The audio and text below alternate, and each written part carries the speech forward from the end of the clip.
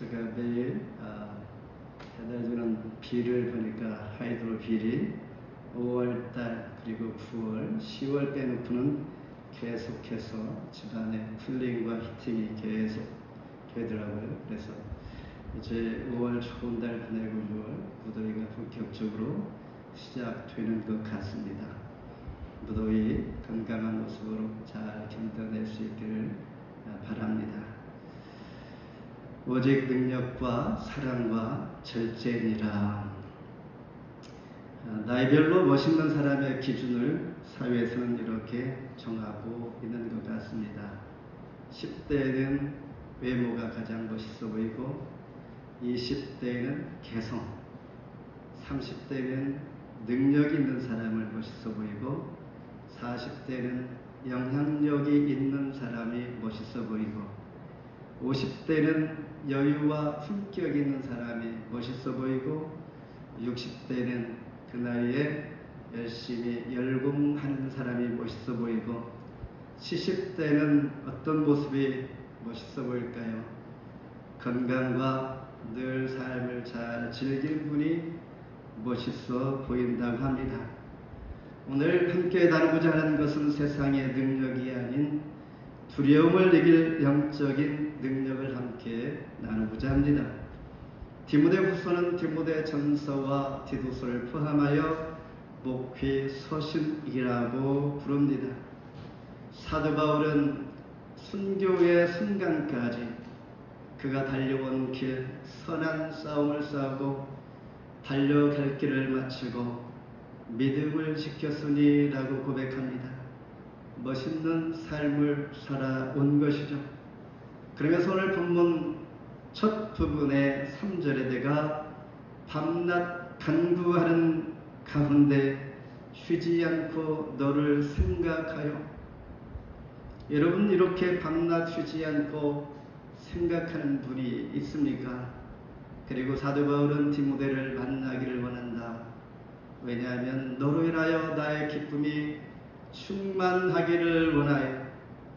내가 그 누군가를 만나 그 사람도 기쁘고 나도 기쁘다면 만날 만한 한 사람인 것이죠. 에베소서에서 어렵게 목회하는 디모데에게 편지를 하고 있는 것이죠.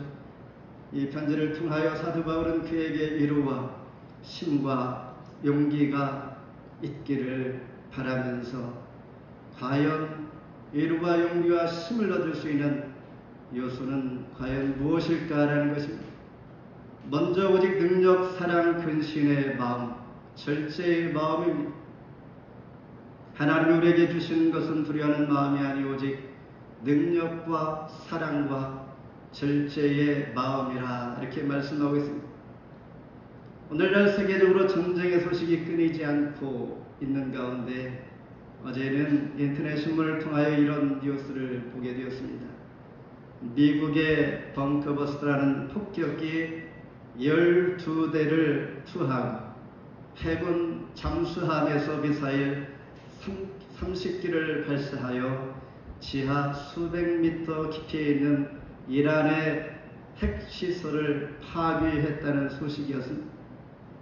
우리는 여전히 안전하고 평화로운 이 땅에서 잘 지내고 있지만 전쟁하는 나라의 그 두려움은 얼마나 크겠는가. 이 나라의 그 땅에서 자라고 공부하고 삶을 살았던 분이 또한 이 자리에 앉아 있기도 합니다. 늘 불안한 마음, 걱정이 있겠죠. 사도 바울 당시에 에베소 교회 사역을 하고 있는 디모데도 두려움이 참 많았던 것 같습니다. 왜냐하면 그때 전쟁은 아니지만은 그는 목회 경험이 적은 아마도 20대 후반 정도 되는 것 같습니다. 그리고 그는 성격이 소심하고 유장병으로 계속 고생할 뿐만 아니라 지켜보니 그의 스승인 사도 바울이 로마 감옥에 갇혔다라고 하니까 이제 자기 자신까지 그 순수가 오지 않을까라는 두려움이 앞서게 됩니다.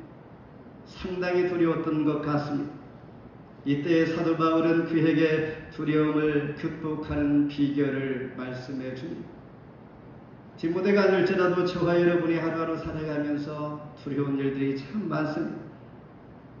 이 두려움을 극복하는 비결, 능력의 마음을 하나님께서 주신다라는 것입니다. 빌립보서 4장 12절 13절에 나는 비천에 처할 줄도 알고 풍부에 처할 줄도 알아 모든 일 곧 배부름과 배고픔과 풍부와 궁핍에도 처할 줄 아는 일체의 비결을 배우노라. 내게 능력 주시는 자 안에서 내가 모든 것을 할 수 있느니라 라고 말씀하고 있습니다. 이것이 사도 바울이 산전수전 궁중전을 거쳐 경험한 진짜 능력을 얻는 비결을 말씀하고 있는 것입니다. 두려움이 앞설 때에 내게 능력 주시는 자 그분 안에 내가 서 있을 때에 두려움이 사라진다라는 것입니다. 그리고 하나님을 바라며 소망하는 이 마음, 이것이 바로 사랑의 마음입니다. 하나님을 바라며 소망하는 마음. 그러나 하나님은 사랑을 통하여 두려움을 잘 극복하게 하시지만은 잘못된 사랑으로 큰 낭패를 맞게 된 성경의 주인공들 많이 있죠. 창세기 6장에 보면 노아의 홍수 직전에 하나님의 아들들이 자기들이 좋아하는 모든 여자를 아내로 삼았다라고 말하고 있습니다. 이로 인하여 노아의 홍수가 시작이 된 것입니다. 노아의 홍수의 심판, 원인은 하나님의 사람들이 잘못된 사랑을 통하여 빚어진 심판이었던 것입니다. 그리고 잘 아는 솔로몬 지혜의 왕, 그는 하나님께서 사랑하시는 그가 잘못된 사랑 우상을 섬김으로 말미암아 하나님께서 내가 결단코 이 나라를 너희에서 빼앗아 너희 신복에게 주리라 말씀합니다.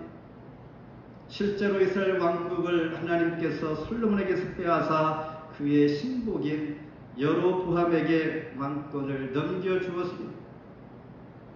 솔로몬에게 대적들을 보냈던 하나님은 징계하시기도 했습니다. 그리고 우리에게 두려움을 극복하는 방법, 절제하는 마음이다. 그래서 절제는 무엇입니까? 꾹 참는 마음입니다. 시편 39편 7절에 주여 이제 내가 무엇을 바라리요? 나의 소망은 주께 있습니다.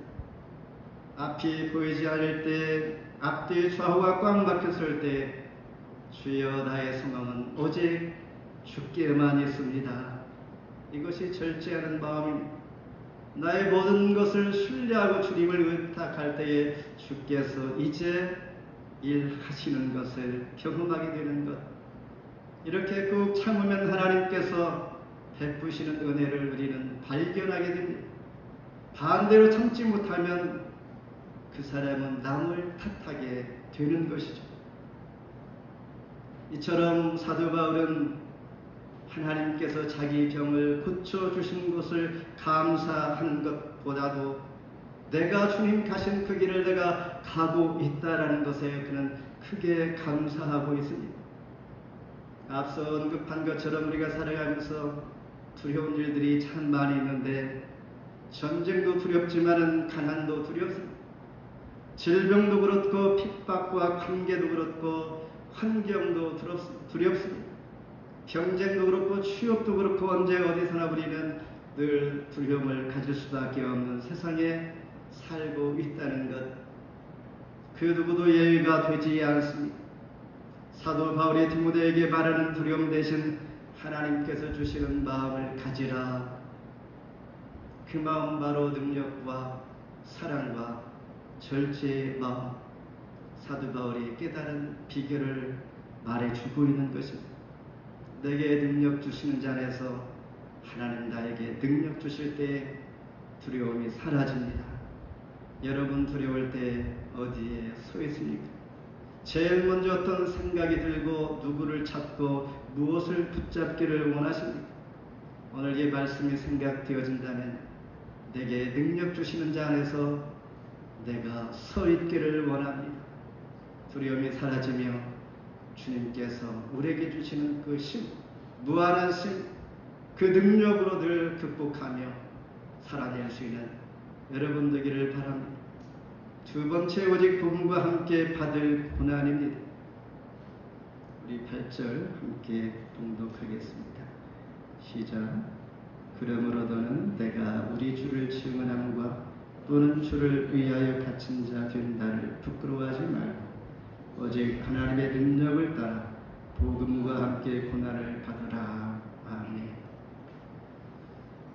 우리가 생각하는 다른 세대가 아닌 다음 세대에 대해서 늘 우리는 강조하면서 다음 세대에게 믿음의 선을 잘 전수해야 하는, 또한 우리의 의무가 있을 뿐만 아니라 또한 기도 제목이기도 합니다.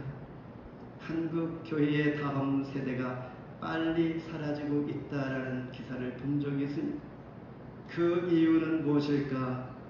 옛날에 비해서 참 환경이 많이 좋아졌습니다. 옛날에 비해서 교회 학교 지원도 참 많아졌습니다. 옛날에 비해서 교회 프로그램도 너무너무 좋습니다. 그런데 문제가 부모라는 조사의 결과가 있다라는 것입니다. 교회에서 보내는 시간이 불과 주일 1.5시간인데 일주일 168시간 중에 1.5시간, 부모가 자녀를 교회에 이 시간 맡기면 다 되는 것으로 생각합니다.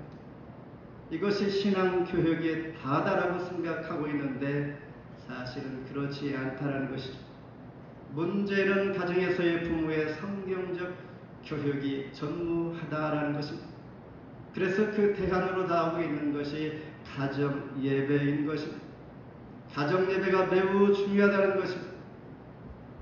유대인 교육 방식 중에 하브루타라는 것이 말이 있습니다. 이 말은 서로 짝을 지어서 질문하고 대화하고 토론하고 논쟁을 하는 것을 의미하는 것인데, 유대인 아버지는 자녀에게 질문을 합니다. 그리고 자녀는 이에 대한 답을 하는 것이죠. 따라서 가정 예배를 드릴 때 자녀가 배우고 듣고 교회에서 느낀 것을 스스로 나누고 함께 마치 목사가 설교하는 것처럼 자녀에게 설교를 하라고 하는 것입니다. 그때 자녀는 자기 자신이 발표를 해야 되니까 들은 것을 최대한 기억을 살려서 가족에게 자기 자신이 설교를 하는 것입니다. 그렇게 하니까 주일에 배웠던 것을 다 기억 성실하게 듣고 또한 잊지 아니함으로 결과적으로 자녀가 논리, 사고, 발표, 인격과 인성까지 성장하는 것을 보았다는 것입니다. 따라서 최고의 다음 세대의 교육은 가정을 세운 교회, 우리 교회의 첫 번째 미션이 가정을 세우는 교회입니다. 복음을 위해 함께 수고해야 할 모든 책임 있는 부모의 모습, 바로 시대의 사명이요 또한 우리에게 주어진 잘 극복해야 할 복음의 고난일 수도 있는 것입니다. 오늘 본문 전 사도 바울은 1장에서 디모데에게 고난 가운데 바른 복음을 끝까지 지키라 말씀합니다. 2장에서는 그 내용을 구체화해서 고난 중에 있는 군인 운동선수 동부를 소개하면서 군인들에게 있어서 고난은 무엇인가? 자기 생활에 얽매이지 않아야 합니다. 오직 모집한 자를 기쁘시게만 할 수 있는 그러한 삶을 살아야, 그리고 사명 중심으로 사는 것입니다. 두 번째는 운동선수에 있어서 가장 큰 고난은 무엇일까? 법대로 운동을 하는 것입니다. 마치 그리스도인들은 영적인 법칙을 따라 하나님 앞에 경기하듯이 하면 결과적으로 멸류관을 얻게 됩니다. 그리고 농부에게 있어서 고난은 때를 따라 땀을 흘릴 수밖에 없는 것이죠. 급기야 그는 추수의 기쁨의 열매를 거두게 되는 법, 이렇게 바른 복음을 끝까지 지키기 위해서 복음과 함께 고난을 받으라 라고 할 때에 영어 스펠링 동사 join, 즉 동참하라 라고 말씀하고 있습니다. 이 말은 단지 하라 하지 말라는 명령이 아니라 행동으로 적극적으로 조인하여 너희가 해보라 이런 뜻입니다. 고난을 받을 좋아할 사람이 어디 있겠는가. 그렇지만 베드로 사도는 고난에서 역설적인 메시지를 주고 있습니다. 오히려 너희가 그리스도의 고난에 참여하는 것으로 즐거워하라. 이는 그의 영광을 나타내실 때에 너희로 즐거워하고 기뻐하게 하려 함이라. 너희가 결국에는 기뻐할 것이요 하나님께 영광이 될 것이다. 육신의 아이를 탄생시키는 것도 적지 않은 고난 위험이 따르는데 하물며 영적인 생명을 탄생시키는 우리 모두에게, 그리스도인들에게 고난에 참여하는 것, 적극적으로 참여하는 이 마음을 가질 때 오히려 그것이 우리 모두의 기쁨이 될 것이다 라는 것입니다. 2장 11절에 빛보다 이 말이 우리가 주와 함께 죽었으면 또한 함께 살 것입니다. 물결이 센 강을 건널 때 우리는 무거운 돌을 붙잡고 가야 할 것입니다. 이것은 나를 살리는 것이요 넉넉히 건널 수 있는 귀한 도구인 것이죠. 이처럼 우리에게 고난은 지나고 보면 나를 살게 했고 나를 영적으로 건강하게 하는 과정이었다는 것을 우리는 많이 경험하게 됩니다. 그러므로 말씀을 전파하라. 때를 얻든지 못 얻든지 항상 심쓰라. 범사의 오래 참음과 가르침으로 권하라. 마지막으로 오직 거룩한 은혜의 부르심이 구절같이 공독합니다. 시작. 하나님이 우리를 구원하사 거룩하신 소명으로 부르시고 우리의 행위대로 하시기 아니요 오직 자기의 뜻과 영원 전부터 예산에서 우리에게 주신 은혜대로 하시니라. 사도 바울의 삶을 완전히 바꾼 계기는 하나님의 부르심이었죠. 십자가의 능력이었습니다. 그래서 그는 이를 인하여 내가 또 고난을 받되 부끄러워하지 않습니다. 의리한 자를 내가 알고 또한 나의 의탁한 것을 그날까지 저가 등에 지키실 줄을 내가 확신합니다. 자기의 부르심을 확신하고 있다는 것입니다. I know that He saved me. 나를 구원하신 하나님을 내가 압니다. 또한 하나님께서 자기 자신을 조종하고 날마다 역사하심을 내가 압니다. 또한 하나님께서 자기 자신을 지켜주시는 것을 내가 안다라고 고백합니다. 이것이 사도 바울이 하나님께서 자기를 부르신 부르심의 확신입니다. 여러분 살아가면서 주님께서 나를 구하셨고 나를 삶 가운데 간섭하여 조종하고 있구나. 내 뜻대로 하려고 하는데 하나님 막으시고 하나님 방법대로 인도하심을 경험하십니까? 또한 어떠한 위기의 상황에서 나를 보호해 주신 하나님을 경험한 적이 있습니까? 사도 바울은 이를 통하여 자기 부르심에 대한 확신을 이렇게 고백하고 있는 것입니다. 그래서 그는 늘 자랑하기를 로마의 황제 가이사보다도 그의 권세보다도 내가 나를 구원하신 예수 그리스도의 십자가를 자랑하노라라고 말씀하고 있습니다. 이 복음을 위하여 반포자와 사도와 교사로 세우심을 입었노라 말씀합니다. 따라서 디모데가 하나님의 부르심을 입은 것 그의 하나님의 은혜다라는 것을 사도 바울은 잘 알고 있습니다.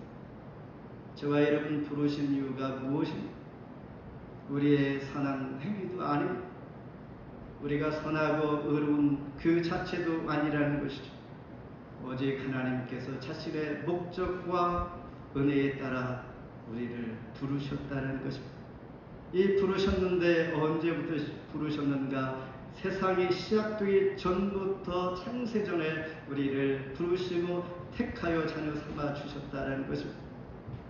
이처럼 우리가 그 누군가 나에게 선물을 줄 때에 즉흥적으로 준비하여 준 선물도 감사한데 나에게 선물을 주려고 오래 전부터 의미를 부여하여 준비하여 준 선물을 받을 때 감동이 되지 않겠습니까?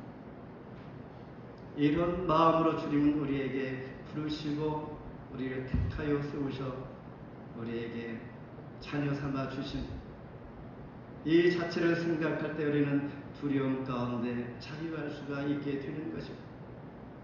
말씀을 뵙습니다. 사도 바울은 로마 옥중에 있으면서 자기 자신이 왜 거기에 있는지 그는 잘 알고 있습니다.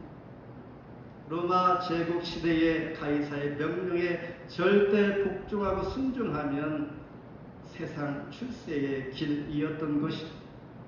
그런데 그는 그 길을 택하지 아니하고 바울은 로이알 메시지, 하나님께서 자기 자신을 부르시고 능력과 사랑과 절제하게 하시고 그 마음 얻게 하신 것, 이 마음에서 자기 자신을 지키면서 두려움과 고난 가운데 자기 자신이 극복할 수 있는 비결을 그의 제자 디모데에게 말해주고 있는 것입니다.